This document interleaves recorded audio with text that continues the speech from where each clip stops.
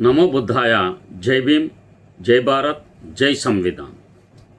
మిత్రులారా, ముందుగా తథాగత భగవాన్ బుద్ధునికి, పరమ పూజ్యులు విశ్వబోధి విశ్వరత్న విశ్వజ్ఞాని బాబాసాహెబ్ అంబేద్కర్కు ప్రణామాలు తెలియజేస్తున్నాను. నా పేరు బేతాళ్ సుదర్శనం. భారతీయ బౌద్ధ మహాసభ మరియు సమతా సైనిక దళ్ ఆంధ్రప్రదేశ్ విభాగానికి రాష్ట్ర అధ్యక్షుడిగా పనిచేస్తున్నాను. ఇది ఈ టైంలో ఎక్కువ మంది మన సమాజంలో వివాహాలు చేస్తూ ఉంటారు తమ పిల్లల కొరకు. కానీ కొన్ని విషయాలు, చట్టపరమైన విషయాలు వారికి తెలియకపోవటం వలన చాలామంది ఇబ్బందులు ఎదుర్కొంటున్నారు. ఆ విషయాలు మీకు తెలియచేయాలని చెప్పి భావిస్తున్నాను. భారతీయ బౌద్ధ మహాసభ బౌద్ధాచార్యుడిగా నా బాధ్యత అది. ఎందుకంటే సమాజాన్ని ఎడ్యుకేట్ చేయకపోతే అది తప్పవుతుంది.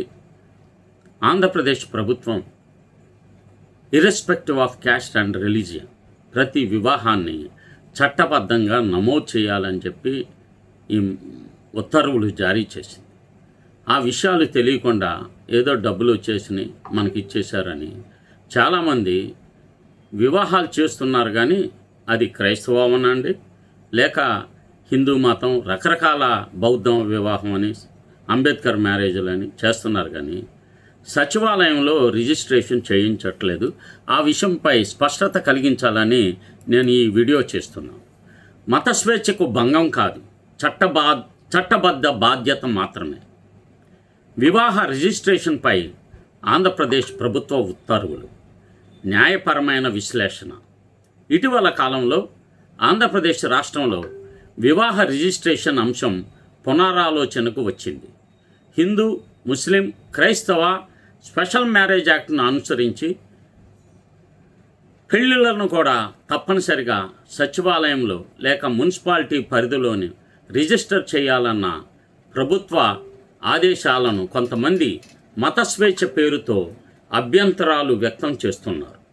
అయితే ఈ అంశాన్ని భావోద్వేగాల ఆధారంగా కాకుండా చట్టపరమైన కోణంలో పరిశీలిస్తే వాస్తవం పూర్తిగా భిన్నంగా కనిపిస్తుంది.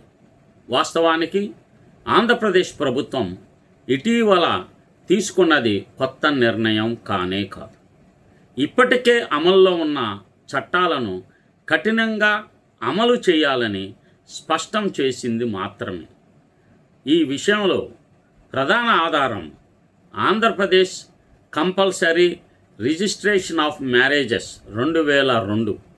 ఈ చట్టం ప్రకారం రాష్ట్ర పరిధిలో జరిగే ప్రతి వివాహం, అది ఏ మత ప్రకారం జరిగినా ప్రభుత్వ రికార్డుల్లో నమోదు కావాల్సిందే.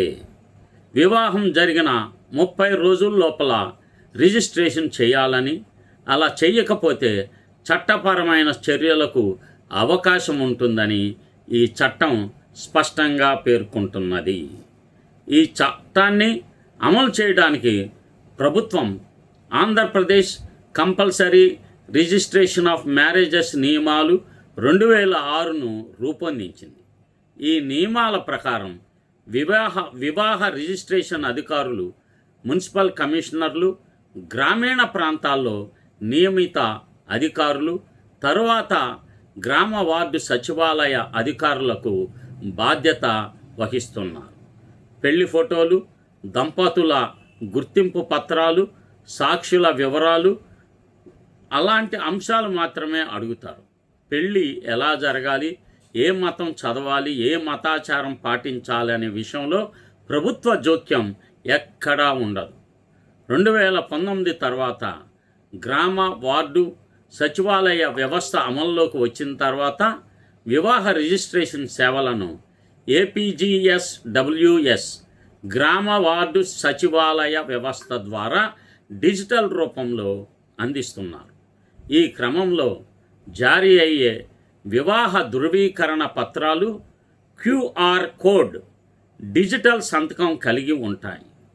ఇది పరిపాలనా సౌలభ్యం కోసమే, తమ మతపరమైన నియంత్రణ కాదు.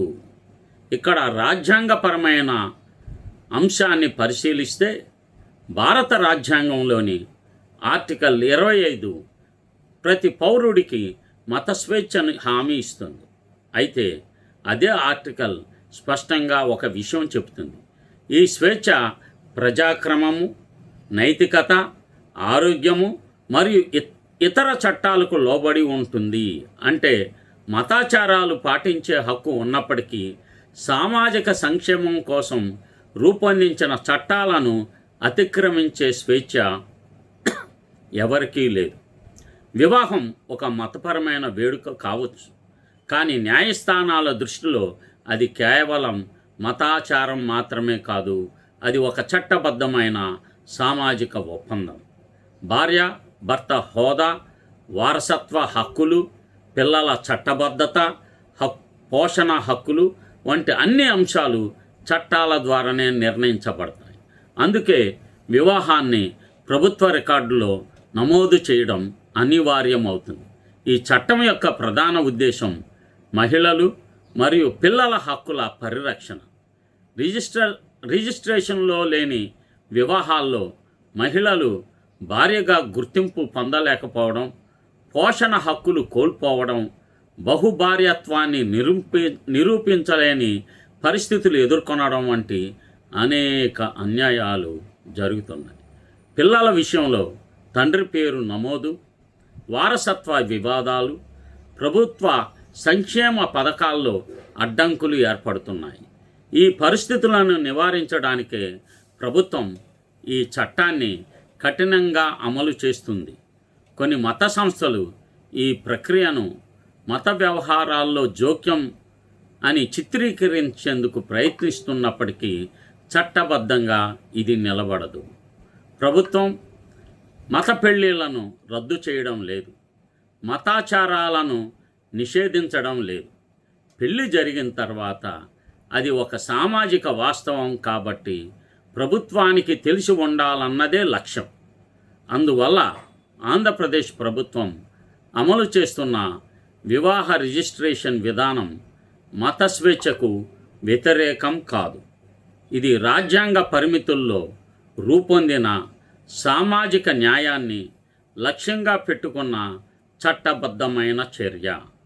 మతం వ్యక్తిగత విశ్వాసమైతే వివాహం సామాజిక బాధ్యత. ఈ రెండింటిని కలిపి చూడాలే కానీ గందరగోళం ఏర్పరచగలరు. చివరిగా చెప్పాలంటే ఆంధ్రప్రదేశ్ ప్రభుత్వం మతాలపై కాదు, మహిళలు, పిల్లలు, బలహీన వర్గాల హక్కుల పరిరక్షణపై తన దృష్టిని కేంద్రీకరిస్తుంది. వివాహ రిజిస్ట్రేషన్ తప్పనిసరి చేయడం మతాన్ని నియంత్రించడం కాదు, రాజ్యాంగాన్ని అమలు చేయడమే. నమో బుద్ధాయ. జై భీమ్, జై భారత్, జై సంవిధాన్. మిత్రులారా, ఈ యొక్క స్పెషల్ మ్యారేజ్ యాక్ట్ ఎవరైతే చేస్తున్నారో తప్పనిసరిగా నెల లోపల నేను అనేక వివాహాలు సచివాలయాల్లో రిజిస్ట్రేషన్ చేశాను. చాలామందికి సచివాలయాల సిబ్బందికే తెలియడం లేదు. రేపొద్దున సోషల్ జస్టిస్ మినిస్ట్రీ ద్వారా కులాంతర వివాహాలు చేసుకున్న వారికి 2.5 లక్షల పరిహారం ఉంటుంది. అలాగే ఎప్పుడన్నా చంద్రన్న పెళ్లి కొనుకు కానీ ఇలాంటి ప్రభుత్వం ద్వారా వచ్చినప్పుడు ఇవి మనకి లాభం చేకూర్చే అంశాలు. చట్టపరంగా మన దగ్గర ఒక రికార్డు ఉంటుంది కనుక ఈ అంశాలను మనం జాగ్రత్తగా అనుసరించాలి. అందరూ ఈ మార్గాన్ని అనుసరించాలి. మేము క్రైస్తవ పెళ్లి చేయించుకున్నాం, మాది చర్చిలో రికార్డ్ అయింది, అది అడగట్లేదు ప్రభుత్వం. మీరు ఏ పెళ్లి చేసుకున్నా మీరు స్వయంగా సచివాలయాల్లోకి, మున్సిపాలిటీల్లోకి వచ్చి రిజిస్ట్రేషన్ కట్టండి. 150 రూపాయలు తీసుకుంటున్నారు మున్సిపాలిటీల్లో. ఈ రిజిస్ట్రేషన్ కట్టి మనం వాటిని నమోదు చేసుకుంటే చాలా మంచిది. చట్టపరంగా రేపొద్దున ఏ ఇతర సమస్యలు వచ్చినప్పుడు కూడా మనకి అండగా నిలబడేది ఎట్లాంటి పరిస్థితే. కనుక దీన్ని ఫాలో అవ్వండి. ఈ విషయాలు చాలామందికి ఈ సోషల్ మ్యారేజ్ అంటూ చెప్పుకుంటా తిరుగుతూ ఉంటారు. వాళ్ళకి ఎవరికి జీరో నాలెడ్జ్. ఈ విషయాలు ఎవరికి చెప్పడం లేదు. నేను పెళ్లి చేసినప్పుడు ఈ విషయాలు చెప్తున్నాను. కొంతమందికి తెలియకపోతే మరలా ఇప్పుడు నెల దాటేసిన తర్వాత మళ్ళీ దానికి ఏమో ప్రక్రియ ఉందో అన్నది నాకు తెలీదు. కానీ రిజిస్ట్రేషన్ ఆఫీసులో మాత్రం లేట్ అయినా చేయొచ్చు. మీకు ఎక్కడైతే సబ్ రిజిస్ట్రార్ ఆఫీసెస్ ఉంటాయి కదా, వాటిలో ఎంత లేట్ అయినా సరే రిజిస్ట్రేషన్ ఎప్పుడైనా చేయించుకోవచ్చు. కానీ ఈ యొక్క రూల్ ప్రకారం అయితే నెల లోపలే చేయించాలి. ఆ విషయాన్ని మీరు గమనించండి. నమో బుద్ధాయ.